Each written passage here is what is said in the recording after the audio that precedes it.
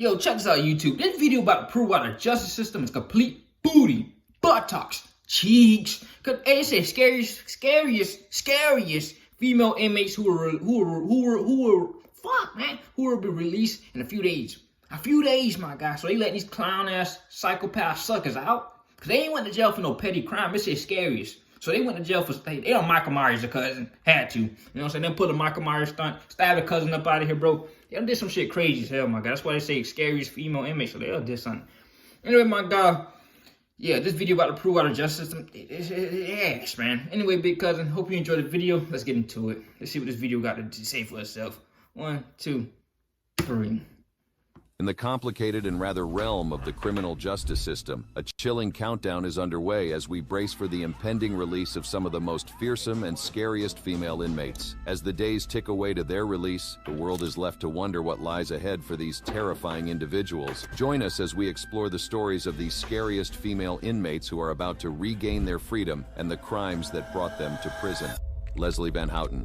The story of Leslie Van Houten's crimes is a harrowing tale that unfolded against the backdrop of one of the most turbulent eras in American history. Born on August 23, 1949, in the serene Los Angeles suburb of Altadena, her early years seemed to promise a conventional middle-class upbringing. She was raised in a church-going household alongside an older brother and 2 adopted Korean siblings. Her parents, Paul Van Houten and Jane, had diverse ancestral backgrounds, including Dutch, Irish, English, Scottish, and German heritage. However, the semblance of familial stability which Leslie had crumbled when her parents divorced when she was just 14 years old. This fracture in her family marked a turning point in Leslie's life. It seemed to trigger a rebellious streak in the young teenager. At the age of 15, she started experimenting with marijuana, and shortly after, at 17, she fled her family home with her boyfriend. It was a clear indication that she desperately yearned for independence and had a desire to escape the confines of a conventional middle-class upbringing. Despite her initial departure, she eventually returned home to complete her high school education at Monrovia High School in 1967. It was during this period that a shocking revelation came to light. According to her own account, Leslie Van Houten was coerced by her mother into undergoing an abortion and burying the fetus in their backyard. This traumatic event severed the bond between mother and daughter, leaving Leslie harboring intense resentment towards her mother. Her path took a turn towards unconventional pursuits after completing high school. She dabbled in yoga, a practice that was gaining popularity among the counterculture, and embarked on a year-long secretarial course. But the allure of the counterculture movement, with its embrace of free love, anti-establishment sentiments, and rejection of societal norms, soon drew her in. She became a hippie, residing in a commune and seeking to live a life that stood in stark contrast to the values of her middle-class upbringing. However, fate would soon intervene, leading her down an even darker and more twisted path. After her time in a Northern California commune, Van Houten crossed paths with Catherine Scher and Bobby Beausoleil. Together, they formed an unstable quartet, but after a while, jealousy and personal conflicts set in, which ultimately led to their dissolution. Scher, motivated by curiosity and perhaps the search for something more meaningful, departed to join an infamous group, the Charles Manson family. In 1968, at the age of 19, Leslie Van Houten followed suit and became a part of the Manson family. It was at Manson's Spahn Ranch that their lives became enmeshed in a surreal reality, one dominated by the charismatic and domineering influence of Charles Manson. A charismatic figure with a sordid criminal past, Charles Manson presented himself as a messianic figure. He wove a narrative of impending racial warfare, which he termed Helter Skelter, inspired by a Beatles song. This vision would serve as the catalyst for a series of unspeakable acts. Manson was a master manipulator, using a potent mix of drugs, sex, and mind control to bend his followers to his will. Most of the cult's members were young, impressionable women who had been drawn to Manson's magnetic charisma. They surrendered their identities and autonomy, becoming mere tools in the service of their leader's twisted vision. Under Manson's rule, the lives of those in the family were meticulously controlled. From their daily routines to even their intimate relations, everything was subject to Manson's will. His hold over his followers was strengthened through a bizarre blend of pseudo-spiritual beliefs and pop culture references. His prophetic warnings about a coming race war and his strange interpretations of the Bible created a sense of urgency and fear among his devotees. He convinced them that he alone held the key to their salvation. He also introduced introduced them to LSD, a powerful hallucinogenic drug that blurred the lines between psychedelic reverie and mundane reality. Van Houten, like the others, soon became entranced in this alternate state of consciousness, making it easier for Manson to manipulate them and bend them to his will. The Manson family's most infamous act occurred on the nights of August 8th and August 9th, 1969, when Manson directed a small group of his followers to commit a series of brutal murders. Their targets were selected not for personal enmity, but as symbols of the establishment. Actress Sharon Tate, 8 months pregnant, and 4 others at her residence were savagely murdered in a spree of violence. The following night, the LaBianca couple met a similarly gruesome end. Accompanied by Tex Watson, Patricia Krenwinkel, Linda Kasabian, Susan Atkins, Clem Grogan, and Manson himself, they descended upon the LaBianca residence. Manson entered the home with Watson, leaving the others outside. Van Houten and another companion subdued Rosemary LaBianca, while Watson attacked Leno LaBianca. Van Houten then took a knife and with chilling brutality inflicted multiple stab wounds on Rosemary. The details of these killings were horrifying, with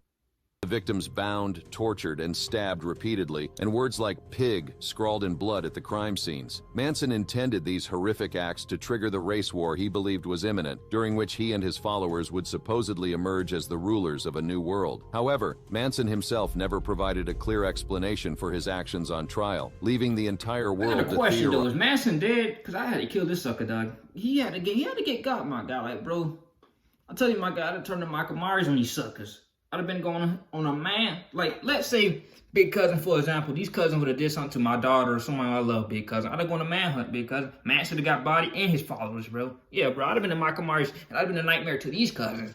This bullshit, bro. And I'm listening to this shit unfold. I'm like, God damn, man. So it was just a sick bastard and a couple of morons that he got to follow his ass. That's what it basically was.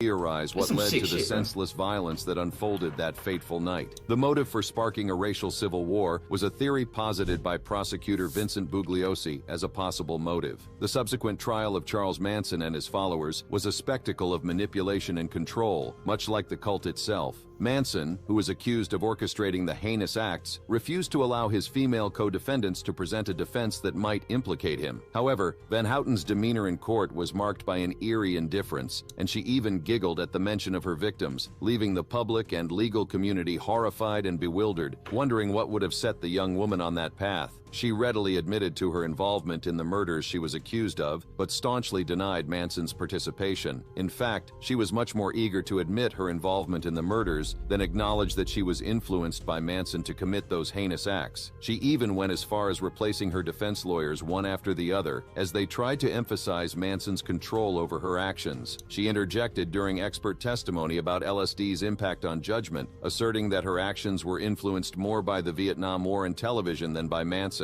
A peculiar episode unfolded during the trial when Manson etched an X on his forehead, a bizarre symbol of his sway over the group. Van Houten and the other women followed suit, mimicking this eerie gesture, another sign of their complete submission to Manson's influence and control. However, as the trial progressed, they gradually distanced themselves from this mimicry, perhaps recognizing the unsettling implications of their allegiance. But unfortunately for Van Houten, the damage had already been done. On March 29, 1971, Van Houten, along with her co-defendants, was found guilty of murder. During the sentencing phase, she tried to absolve Manson by revealing to a psychiatrist her violent side, leading to unflattering descriptions of herself as a spoiled little princess and a psychologically loaded gun. She went as far as to claim that she was involved in a killing, which she actually wasn't. The extent to which she went to prove that Manson had no sway over her thoughts or actions was as shocking as it was terrifying. Leslie Van Houten was sentenced to death, making her the youngest woman on California's death row at the time. In fact, after she was sentenced, she was held in a special unit because there was no female unit for death row inmates in California. However, the day of execution never came, as the state of California temporarily suspended the death penalty, and subsequent legal rulings commuted her sentence to life imprisonment. However, Van Houten's legal battles were far from over. She faced retrials and parole hearings over the years, marking her journey toward potential release. Each of these hearings was marred by by legal complexities, public outrage, and the constant scrutiny of her actions and statements. In the face of relentless legal setbacks and public disdain, Leslie Van Houten began to distance herself from Charles Manson and the cult that had once consumed her. Over the years, she began to express remorse for her heinous acts and her role within the Manson family. Her transformation was chronicled in books and films, shedding light on the complexities of her case and the question of whether a person who had committed such heinous acts could truly rehabilitate and change. The tides finally shifted in 2023. After decades of appeals and parole hearings, Leslie Van Houten was granted parole. On July 11, 2023, Leslie Van Houten emerged from prison, leaving behind a legacy of horror and redemption. But of course, the question of whether she would ever be fully reintegrated into society still stands. She old as hell now, my God. I mean, she get out doing some crazy shit now, my God. Her old ass is getting put in the ground instantly, bro. She ain't gonna be able to tussle with these young bucks. You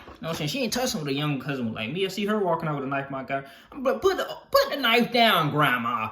I'm gonna whoop your ass. Like, bro, come on, big cousin. Like, she old as hell, big cousin. Like, will she ever rehabilitate? What do you call that word, big cousin? Who knows? You know, so only time will tell. But I think it's still crazy as fuck. She committed a murder. A person who committed murder and ain't got no real reason to commit a murder should stay in prison for life. Fuck what the justice system say, my guy. I say it just showed me the cheeks. It's her cheeks, my guy. She committed a murder, bro. They still let her out years later, my guy, because they say, oh, she was on some mind control or some BS, bro. Yeah, that could be the case, my guy. But I don't know if it's Matt. I just want to know if Manson, he's dead. Is he dead? Or what, big cousin? Because ain't no way I could let that sucker get off free. Somebody had to get a death penalty up out of here, bro. Somebody would have got the death penalty, bro. Bro, fuck that shit, man. Because, bro, it's still unfair that a person could be gone permanently, bro, and this piece of crap still able to walk the earth, you know what I'm saying, get a chance to live amongst other people, bro. That's what I found ridiculous. But anyway, big cousins, get back to it, my guy. Yeah, she old as hell, my guy. She ain't gonna be too much trouble for anybody, bro, but shit. Yeah, she try some bullshit now, my guy. They can get her ass up out of here, dog.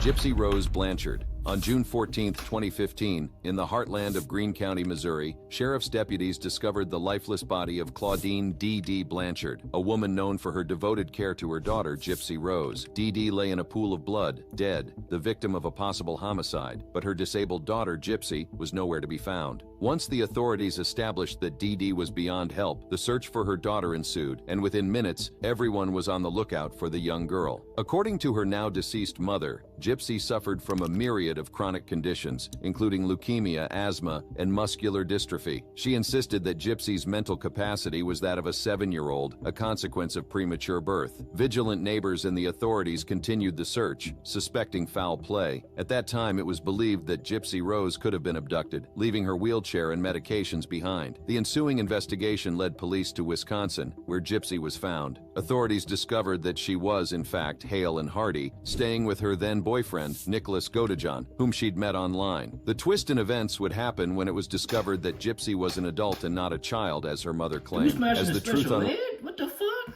That dude crazy as hell, man. Lock his stupid ass up. Oh yeah, I guess he did went to jail too, my guy, because they just showed us a mugshot. Yeah, but you smashed the special ed, my guy. You already.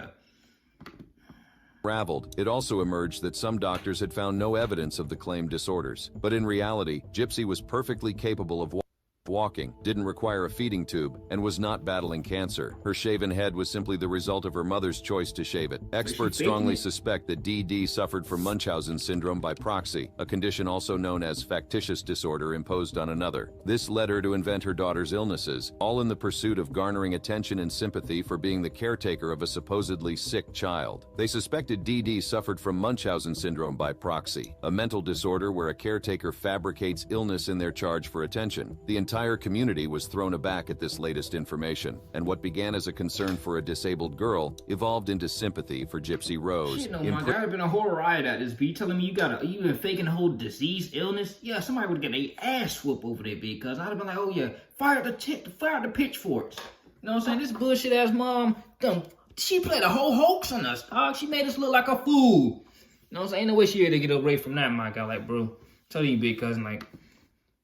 imprisoned in a web of deception. As investigations went on, the depth of Dee Dee's deception began to surface. Her fixation on Gypsy's health began when the infant was merely 3 months old, claiming she suffered from sleep apnea. Her conviction only deepened as she attributed various disorders to her daughter. Dee Dee presented herself as a charming and dedicated mother, which led people to trust her without question. While medical tests often yielded uncertain or conflicting results regarding Gypsy's supposed illnesses, Dee Dee had a cunning strategy. She would immediately discontinue contact with any doctor who dared to doubt her daughter's condition. Moreover, she manipulated many caregivers into aligning with her fabricated narrative. Dee Dee possessed some nursing knowledge, enabling her to convincingly describe symptoms, and at times, she even administered medications to Gypsy to mimic certain ailments. Her charisma and unwavering devotion to her daughter further solidified the facade. As Gypsy grew older and began to communicate, Dee Dee instructed her to remain silent during medical appointments, ensuring that she remained the sole narrator of Gypsy's fictitious medical history. Dee Dee informed Gypsy's father, Rod Blanchard, that their daughter suffered from a chromosomal disorder, which she said was the root cause of her numerous health challenges. Rod commended Dee Dee for her unwavering dedication to Gypsy. However, when some of Dee Dee's relatives started noticing that Gypsy appeared to have no need for a wheelchair and raised questions, Dee Dee swiftly decided that they relocate, leaving their previous environment behind. Using Hurricane Katrina as a cover story, Dee Dee painted herself as a victim of the disaster. This allowed her and Gypsy to receive aid in relocating from Louisiana to Missouri in 2005. Once settled in Missouri, Dee Dee continued to take Gypsy to various medical appointments, further perpetuating the facade of her daughter's fabricated illnesses. Even as Gypsy entered her teenage years, Dee Dee continued to insist on her daughter's sickness, spinning more lies about her age. In 2008, they moved into a new home in Springfield, Missouri, courtesy of Habitat for Humanity. The house was adorned in pink and equipped with a wheelchair ramp. This move came with added perks, including charity-sponsored outings to concerts and even Disney World. Throughout, Dee Dee reveled in the attention she garnered for being that's why I say never believe what you see, big cousin, because you never know who's on bullshit like this, big cousin. Who out here playing games with you, big cousin, because this is bullshit. Got the whole world fooled, you know what I'm saying? Like, bro, I was say you just don't know what you... Woo! I had to whoop this mom. Man, what happened to the mom, bro? Let me guess, Dee Dee bothered here, bro. I guess that would happen, my guy, because, hey, usually shit like this happen with people get fed up and they go on a killing spree. Michael Myers, bro. A devoted caregiver. When Gypsy was 14, she visited a neurologist in Missouri who suspected she might be a victim of Munchausen syndrome by proxy. Unfortunately, this doctor didn't report the case to authorities, citing insufficient evidence. It wasn't until 2009 that an anonymous report raised concerns, stating that Dee Dee's accounts of Gypsy's illnesses had no medical basis. This led to 2 caseworkers visiting their home, but Dee Dee managed to convince them that everything was in order. As Gypsy grew older, Dee Dee took her deception to new heights, altering her daughter's birth certificate to make her appear younger. However, Gypsy was gradually slipping from Dee Dee's grasp. In 2011, Gypsy made a daring attempt to escape her mother's clutches by running away with a man she met at a science fiction convention. Dee Dee managed to track them down with the help of mutual acquaintances. She persuaded the man that Gypsy was a minor, although she was actually 19 at the time. According to Gypsy, upon their return home, Dee Dee... So the mom is faking that shit, dog. The mom a piece of crap. So how the oh yeah, so this most definitely about to hold on, let me rewind it real quick.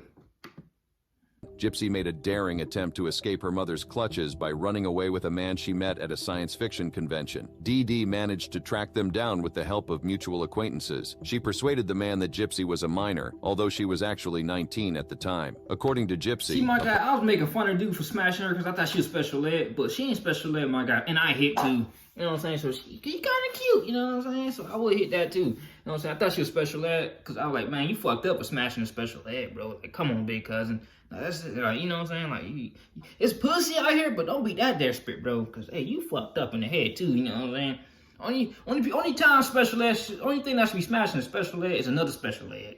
You know what I'm saying? Like, bro. Upon their return home, Dee Dee destroyed her computer and physically restrained her in bed. Gypsy also revealed that her mother would sometimes resort to physical abuse and deny her food. Unfortunately, nobody, including the doctors or authorities, acted soon enough to prevent the tragedy that was about to occur. Eventually, Gypsy found her way back online. She ventured onto a Christian dating site, and there she encountered Nicholas Godejohn. The two became close, and she shared the truth about her mother's actions with him, eventually asking him to help free her from Dee Dee's grasp. In June 2015, Godejohn arrived at her home as agreed and attacked Dee Dee, stabbing her to death while Gypsy hid in the bathroom, her ears covered to shield herself from the horror. Together, Gypsy and Godejohn fled to his home in Wisconsin, but their escape was short-lived. They were soon apprehended by the authorities. In a somewhat unusual turn, Gypsy had posted twice on the Facebook account she once shared with her mother, including a stark statement that B is dead. Later, she clarified that she made the posts because she wanted her mother's body to be discovered. In the aftermath of Dee Dee's murder, those who knew Gypsy couldn't help but wonder why she had resorted to such a drastic measure. After all, she could walk, and she could have potentially exposed Dee Dee's lies by simply standing up in public on one of the numerous times she was confined to the wheelchair. I get that, my guy, but this person go through so much abuse. It's like fear, my guy. Fear, bro. And bro, I already seen that coming, my guy. Like, I never seen a story a day in my life until today. But I already knew how the way was going with the abuse of mother and shit like that. And she and the daughter ended up in jail. I said, yeah, she most definitely attacked the mom at certain points. It's like a cub, a bear cub. You know what I'm saying? The bear cub is being discollected by the mom. The mom not feeding the bear cub, my guy. So therefore, the bear cub to grow up and he gets strong on his own and he attacked the mom, my guy. Just straight slash her apart. You know what I'm saying? It's like this. What happened in real life, my guy. Like, she was getting older, bro. She's getting, like, bro, that's no way a person should be able to, you know, there's no way a person should be able to live like this, my guy.